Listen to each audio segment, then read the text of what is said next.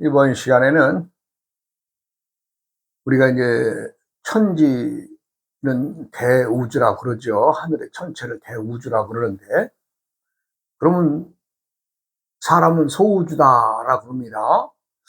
그런데 과연 천체가 크다라고 하는 것은 우리가 이제 다 이해가 가는데, 사람이 소우주라고 하는 것은 어떠한 근거로 해서 천체는 대우주고 사람은 왜 소우주가 되느냐?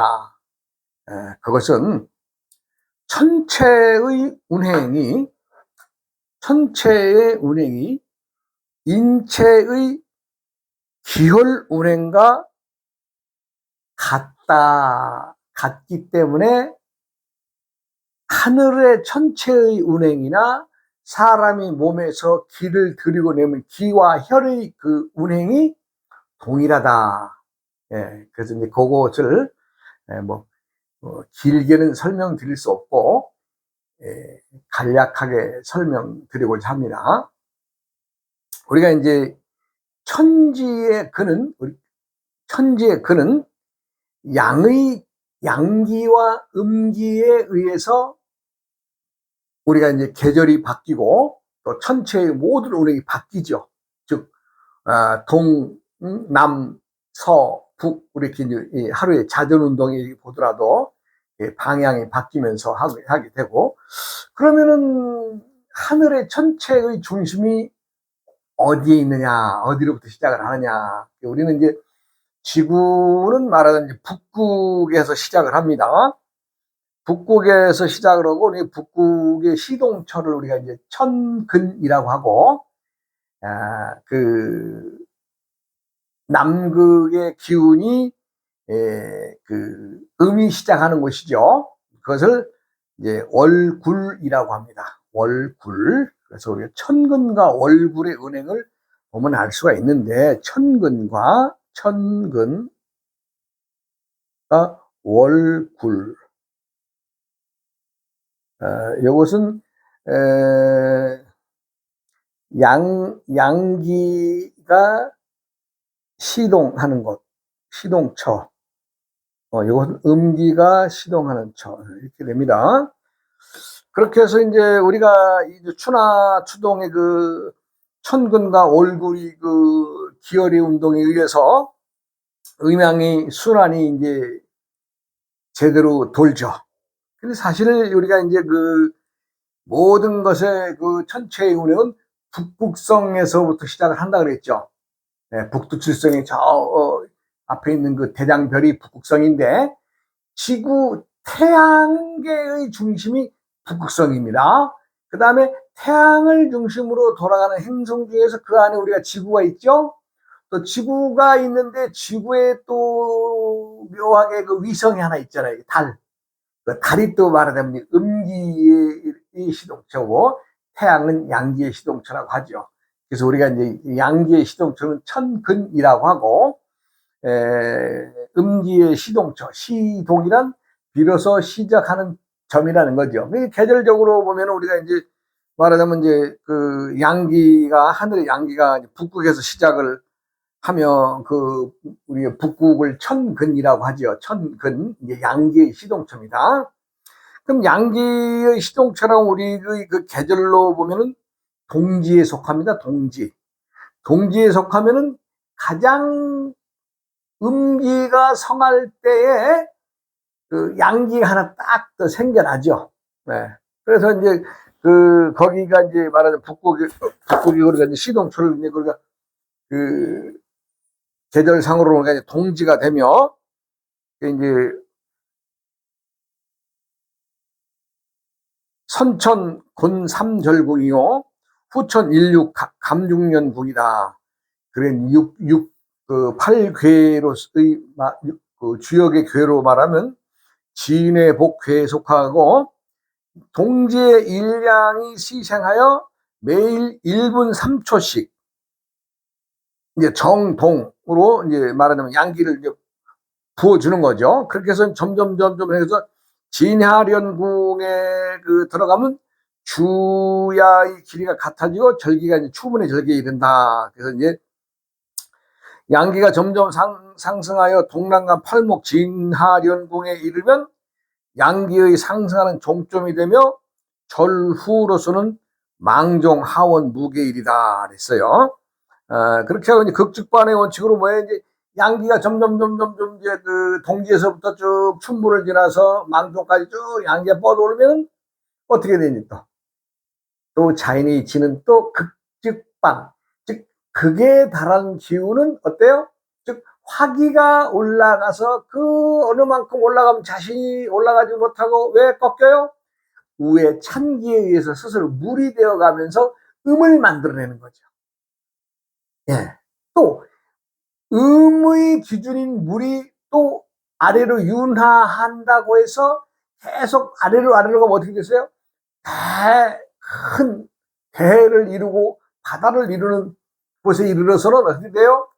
또 태양이 또 기운을 받아서 어떻게 됩니까? 또 예. 전기와 화기와 열기에 의해서 또 길을 만들어서 위로 상승하죠. 그래서 천지 만물은 항상 자신과 반하는, 즉 반대의 성질을 항상 지니고 있다. 예, 그렇습니다. 그래서 음 속에 양이 있고 양 속에 음이 있는 것을 알아야 된다는 얘기죠. 사람이 기혈 운동이라는 것은 우리가 수화상제를 말합니다. 수화상제. 수화상제란 물과 물이 항상 같이 만나서 같이 함께 지낸다는 얘기죠. 그러면 이제 우리가 이제 사람에게는 천근이 신장입니다. 신장. 신장. 생기산소를 체내에 들여서 그 백색근망의 무화 신경의 무지 화지 수기를 월굴인 말하자면 심장으로 보냅니다. 심장. 수의 그 심장에서 근막이 하나가 심장으로 연결이 되어 있습니다. 그래서 거기서로 뭘 보내요? 수기를 보내는 거예요. 수기. 수기를 보내면 심장은 어떻게 해요? 적당한 수기에 의해서 우리가 사람이 살아가면서 화를 삭히는 거. 이거 아주 중요한 작용이죠. 그 작용을 해준다는 겁니다. 그렇게 해서 심장은 우리가 이제 월굴이라고 합니다. 천근과 월굴이란 말은 천근은 양의 시동처이고 월굴은 음의 시동처이다는 얘기죠. 즉 자체적으로는 심장은 수기이지만 양기인 화를 만들어서 심장으로 보내주고 심장인 화는 또 자신의 극성인 수의 수기를 심장과 월굴이 소통하고 있다. 그래서 우리가 이제 몸의 기혈, 기와 기운과 혈액의 모든 것들을 순환시켜서 우리 몸의 건강을 지켜내고 있다. 그런 얘기를 하는 거예요. 이미 우리가 이제 수승화강이라든가 수화상제라고 하는 말들을 가끔 쓰는데 아주 좀 중요하고 말하자면 좀 깊이 있게 다뤄야 될 단어입니다. 이 단어가 우리가 항상 수화상제를 이루고 있기 때문에 사람은 건강을 지켜나가게 되어 있는 것입니다. 그렇지 않으면은 막혀서 기혈이 소통이 안 되니까 어떻게 됐어요? 건강을 잃는 거죠. 그래서 어느 한쪽에 즉 양의 시동처는 심장방광, 심장이고 심장은 음의 시동처입니다. 자체는 양기죠. 심장은 수기죠. 그리고 심장은 화기를 품고 있지만 화기를 품고 있으면서 음의 시동이 되는 거죠. 거기에서. 그래서 항상 시동한다는 것은 만들어서 보내준다. 우리 몸에 기혈을 돌린다. 이렇게 보시면 되는 거죠. 그러니까 천지의 운행과 인체의 기혈이 같다. 그래서 하늘을 우리가 대우주라고 한다면 사람은 하늘의 그 대우주에 돌아가는 모든 기혈의 천지 운행의 순환되는 법칙과 사람의 몸의 기혈이 항상 함께 돌고 있는 것이 동일하기 때문에 하늘을 대우주라고 하고 사람은 소우주라고 합니다. 그러면 이제 사람이 작으니까 소고 하늘은 크니까 크고 넓으니까 대라고 한다. 그것이 아니라 본 바닥의 기운이 어디서부터 오느냐? 우리가 태양계의 움직이는 모든 힘은 어디서 와요? 어디가 중심이 돼요? 북극성에서 오는 겁니다. 그러니까 예전에 내가 이제 참 이 말들을 많이 하고 저도 이제 많이 배워나가는 어떤 과정이라도 참 놀라울 수밖에 없는 것은 제가 지금 이 말씀드리는 이 천근 월굴에 대한 이런 이론이나 우리 기혈 운행에 대한 얘기는 이 근세에 만들어진 게 아닙니다. 이거 수천 년 전에 만들어진 옛 어른들이 가르치는 거거든요. 이것은 세상이 과학이 발달이 됐다, 문명의 세계가 됐다 해서 그것이 어떤 것이 바뀌고 또 바뀌고 이런 것이 아니라 바뀌지 않는 겁니다. 수천 년 동안 어찌 보면 자연의 순환되는 진리와 같이 이 천근과 월굴 이 작용을 알았다는 것이 얼마나 참 대단한 일입니까? 우리가 신장과 심장, 즉 저 밑에 소변계통의 신장에서 심장과 말하자면 핫 라인이 하나 연결이 되어 있는 거죠. 그렇게 해서 사람이 기혈을 조절해서 건강을 지켜나가는 것이 과연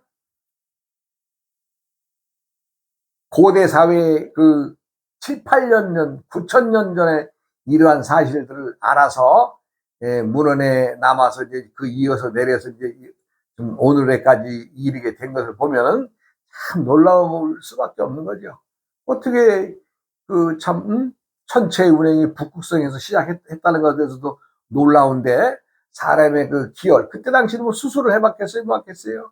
그래도 이런 것들을 알아내서 인체의 기혈 운동과 천체의 운행이 같다.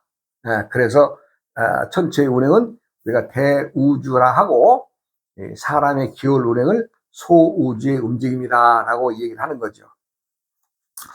참 어찌 보면은 사람들이 안다 모른다 있다 없다 온갖 것들에 다 휩싸여 있지만 실상은 옛 어른들이 전하는 것만큼 또 무엇이 새로운 것이 나온다 하더라도 전부 다 공을 이용한 빈 항아리를 이용한 학문에 지나지 않는 거죠. 천근 월굴 즉 천근 오늘 말씀에서 천체 운행의 움직임은 천근과 월굴이라는 게 있는데 천근이란 말 그대로 하늘에 뿌리는 양의 시동차가 되고 월굴이라고 하면은 음의 시동차가 된다. 그러면 이제 우리가 계절적으로는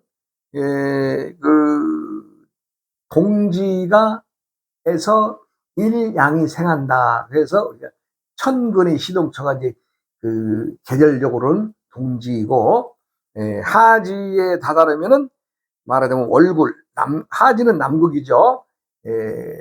천근은 북극입니다. 그렇게 해서 남극과 북극을 아우르는 기혈의 천체 운행의 기혈이 이제 월굴은 하지 때에 성하며 우리가 음양이 또 바뀐다. 말하자면 이제 양기가 뻗어나왔던 것이 어떻게 돼요? 서서히 음기에게 또 양보하면서 음기가 최상으로 힘을 쓰는 것이 어디예요? 하지 때가 되면 또 음기가 시동하는 거죠. 시동, 비로소 움직인다는 거죠. 그러한 이치로 여러분들에게 말씀을 드렸고 사람들에게는 천근은 신장, 월굴은 심장, 천근이란 양의 시동처이고 월굴이란 음의 시동처이다. 이렇게 여러 정도만 알아두시고 우리 사람의 인체에는 신장과 심장을 잇는 하나의 하트라인이 하나가 딱 있다.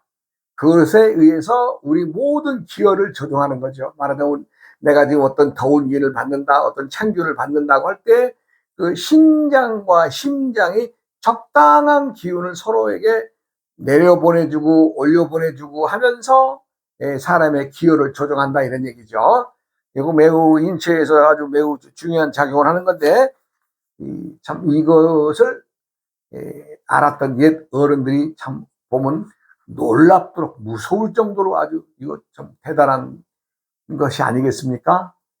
그래서 내가 요 천근 월굴에 대해서 말씀을 드렸고, 우리가 이제 세상을 살아가면서 누구라도 잘 살고 좀 나름대로 편하고 좀 안정적인 생활을 하면 좋으련만은 어디 세상 살이가 그래져요? 예, 하여간 과거의 어른들이 현세에 이르기까지의 어떤 기록, 역사적인 것은 다 글에 의해서 오는 거죠. 글에 의해서 오는데 우리가 과연 글이라고 하는 것은 어떻게 돼서 형성이 됐겠느냐 하는 것도 좀 말씀을 드리고자 합니다. 글이라고 하는 것은 우리가 이제 저는 이제 이 글이라고 그러면 세상의 모든 존재물은 세상의 모든 존재물은 뭐예요? 존재하는 것들은 하는 것은 무엇이냐? 다 신이다. 예, 신이다. 세상에 이름 붙어 있거나 이름이 붙어 있지 않거나 알아주거나 알아주지 않거나 세상은 다 신들의 세상입니다. 그래서 이 세상에서 가장 우리가 쓰는 말은 좀 끝발이 있고 최고 좀 힘센 신이 누구냐? 무엇이냐? 라고 말할 때에는 여러분들은 뭐라고 말씀하시겠어요? 세상에서 가장 큰 신은 글신입니다.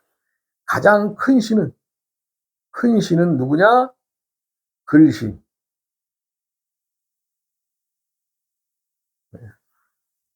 왜? 글이 존재하기 때문에 1000년 전, 2000년 전, 또 기원 전으로 넘어가서 또 3000년 전, 4000년 전, 5000년 전, 6000년, 7000년 전, 8000년 전 역사를 글이 있어서 알게 되는 거죠. 글이 있어서. 근세에 와서는 과학이 많이 발달했다고 하지만 많은 사람들이 보편적 상식에 지나지 않는 것은 많이 쏟아져 나옵니다. 요즘에 뭐 얼마나 발달했어요. 인터넷이라든가. 그러나 그러한 네트워크에서 통할 수 있는 것은 그냥 보편적인 거.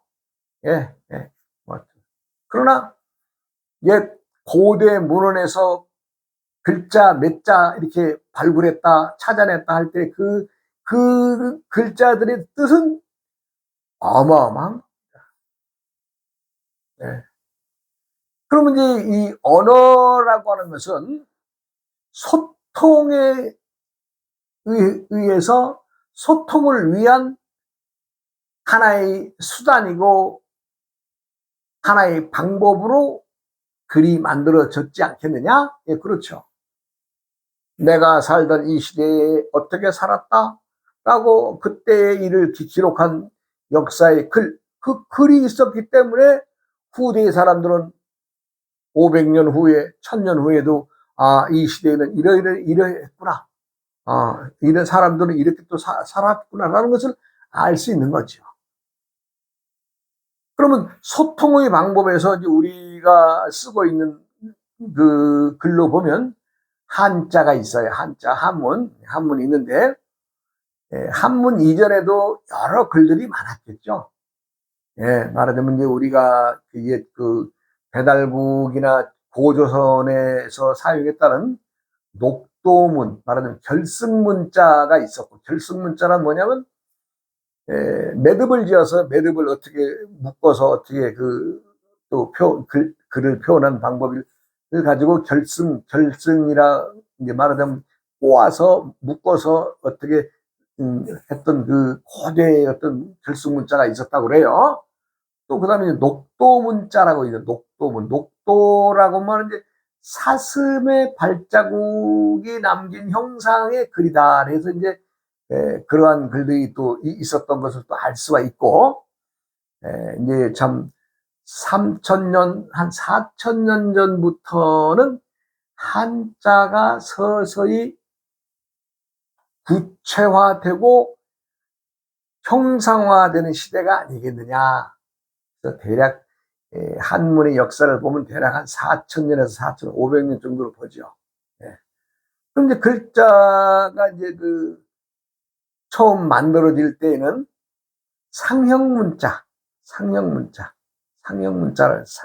상형문자란 뭐예요? 형상이나 모양을 중심으로 해서 글자가 만들어진 거죠. 그 다음에 또 발전한 것은 이제 지사문자. 무언가를 가르치기 위해서 이것, 저것, 저 넘어, 뭐 언제쯤 이렇게 무언가를 지시하고 가르치기 위해서 또 문자가 발달한 거죠. 그 다음에는 이제 형성문자가 발전하는데, 형성문자는 모양이나 소리를 담아서 표현하는 문자, 글자가 되겠죠. 그렇게 해서 이제 또 발전을 하게 되고, 그 다음에 가차문자. 뜻은 다르나 음의 표기에서 같은 음으로 표시돼서 뜻은 다르나 음을 빌려와서 쓰는 가차. 빌려왔다는 거죠. 글자의 뜻을 빌려와서 쓴 글자가 있고, 뜻은 같으나 음을 바꾸어서 쓰는 또 반대로 전주문자가 있죠. 전주문자. 그 다음에 이제 둘 이상의 글을 합해서 새로운 그 뜻이나 글을 나타냈던 글들이 말하자면 회의문자라고 합니다. 그래서 이제 이러한 그 글자들이 그 발전 과정을 이렇게 이제 볼 수가 있죠. 그러나 이제 지금 주로 많이 쓰는 것은 회의문자입니다. 회의문자란 거의 한 7, 80%가 회의문자를 쓰고 속하는데, 그 회의문자가 쉽게 하면 우리나라 말로 우리가 표현하는 말로 하자면 비빔밥이죠. 이놈 저놈 섞어서 그냥 맛 내서 그냥 하나 또 맛을 내는, 또 저것도 섞고 이것 섞어 해서 또 맛을 내서 먹는 것처럼 비빔밥 문자가 회의 문자에 속합니다. 그러니까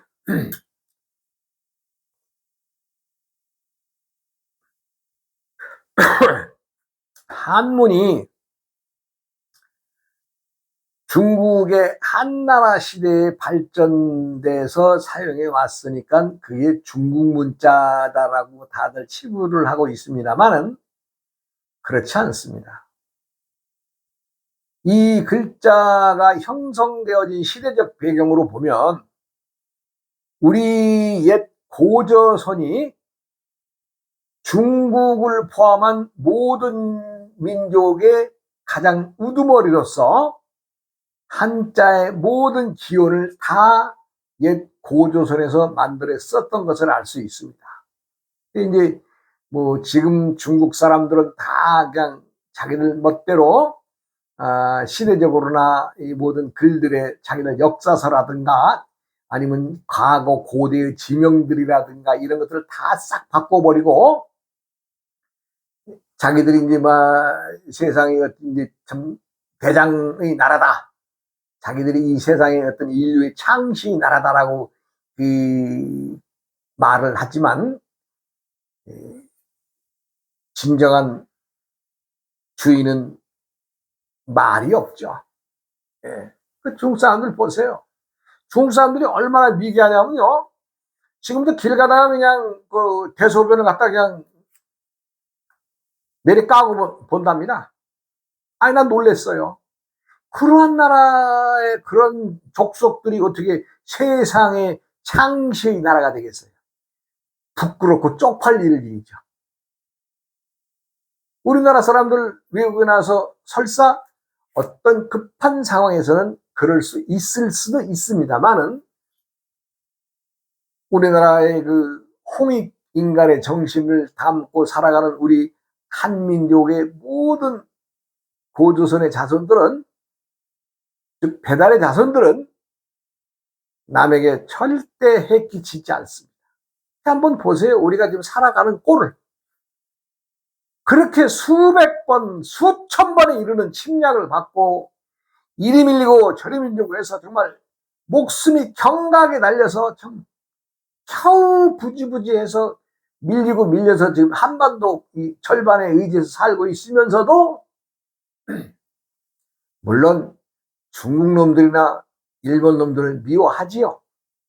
그러나 절대 속에 담고는 있으나 잘 표현도 안 합니다. 우리나라 사람들은. 왜 그러냐? 우리가 주인이라는 것을 알고 있으니까. 주인이라는 것은 언젠가 되면 자기들이 이제 다 버려두고 가야 되는 거 아니에요? 예, 아마 멀지 않았습니다. 제가 감히 말하건대 요번 우리가 이제 한 운기가 360년입니다. 360년이면은 지금 후천 운기에 춘분국에 들어와 있으니까 하여간 많은 우여곡절이 있겠습니다만은 옛 고조선의 땅을 차지하고 옛 배달국의 그 아주 강성한 나라의 힘을 우리는 민족이 그 힘을 베풀고 세계를 장악할 것입니다. 그게 언제요? 하나 봐야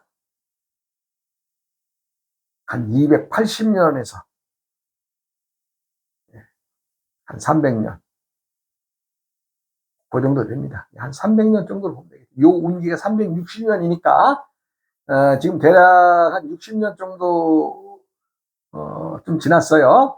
그러니까 앞으로 요 운기가 300년 남았죠. 그러니까 한 300년 정도, 한 뭐 250년 정도, 예, 그 정도쯤부터는 우리나라가 예, 동북아와 저 내몽골까지 포함한 중국 땅의 거의 3분의 1을 다 옛 고조선의 땅들을 회복할 겁니다.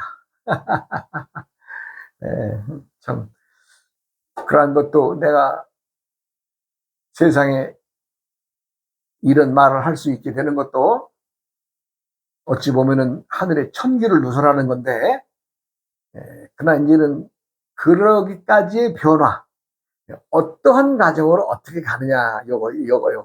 야, 이거 참 재밌는 얘기인데, 우리가 이제 병병치, 병음치라고 하는 말이 있습니다. 군대를 일으킬 군대병자죠. 군대를 일으키는 놈은 질병으로 다스리고, 그 질병은 소리로써 다스린다. 그래서 병병치, 병음치란 말이 있는데, 요 말도 또 언제 또 내가 풀어드려야 안 되겠어요? 주인은 절대 주인이지, 주인이 남의 집 머슴살이 하는, 우리는 절대 머슴살이 하지 않았어요. 우리 민족의 굳건한 정신은요, 단 한시도 외침은 있을지언정, 외부의 침략은 있을지언정, 우리나라가 흩어져가지고 우리나라 깃발 버린 건 없어요. 딱 선조가 임진왜란 때 저 압록강까지 가서 넘어가서 깃발 내려놓으려고 했는데, 그때도 이순신 장군이 승전보가 올라가면서 참 기운을 얻어가지고 이 왕이 다시 또 이 도성을 하지 않았어요? 물론 참 위태위태하고 어찌 보면 발바닥 간지러운 우리나라의 그 역사. 근데 우리들이 그 역사를 똑바로 알아야 되는데, 양쪽의 그 못된 놈들, 일본 놈들, 중국 놈들이 그 잘못된 그 모화 사상이나 그 일본의 황국사관에 젖어서 우리나라 역사를 그 좀 얄궂고 짓궂게 해석하는 사람들이 많죠.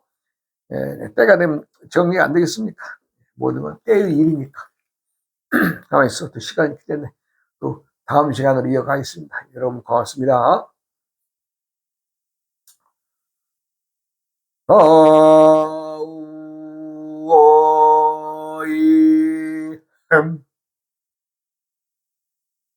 우이아어